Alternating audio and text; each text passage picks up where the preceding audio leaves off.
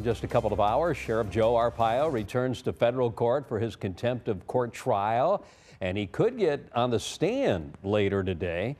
During a round of hearings back in April, he and his chief deputy admitted that they did indeed violate federal court orders when he allowed his officers to conduct immigration patrols after being ordered to stop them.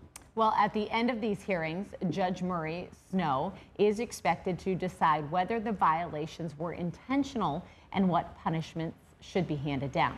Joining us this morning is attorney Brian Foster from Snell and Wilmer.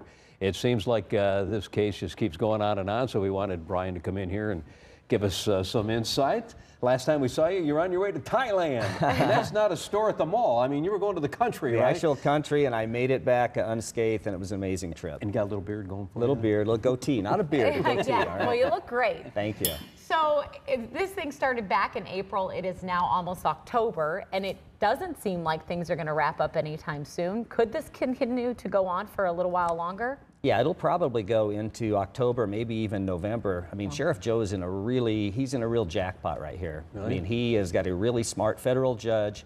He's admitted they violated this judge's court orders, and so now the only question really is, was the violation intentional? If it is, there may be criminal charges that come from that, and also what the remedy should be. How much money should Sheriff Joe have to dig out of his pocket to pay these people? Now, as I understand it, the sheriff and his chief deputy did say that they did violate it, but they just don't remember getting the email or something like that. They did it unintentionally?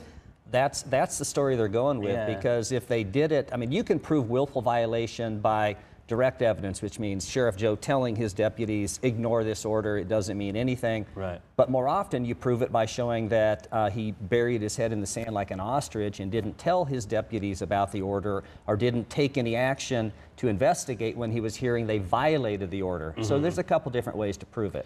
Okay, and you mentioned money, digging deep in his pockets. If the punishment came down and they did feel that they proved that he intentionally did this, I mean, how much money are we talking? And is it only money that he would have to pay back? Is there something else that would go along with the punishment?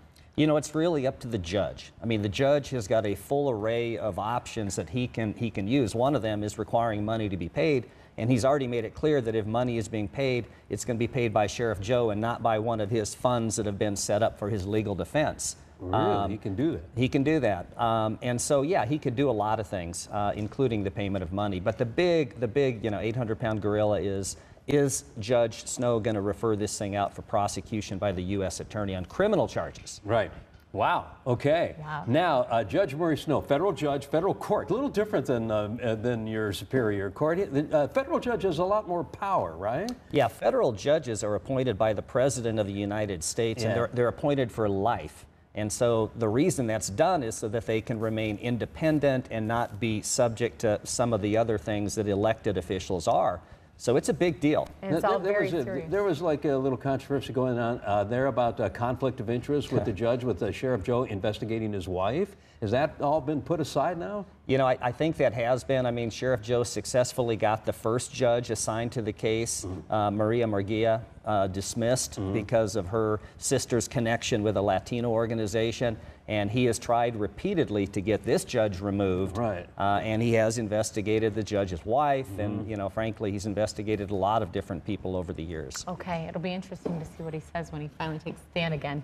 Brian Foster, thank you so much. Nice to see you as always. Great to see you. Good to see you guys Brian again. Foster from Snell and Wilmer. Always nice to have you here. Get the insight, find out what's going on behind the scenes.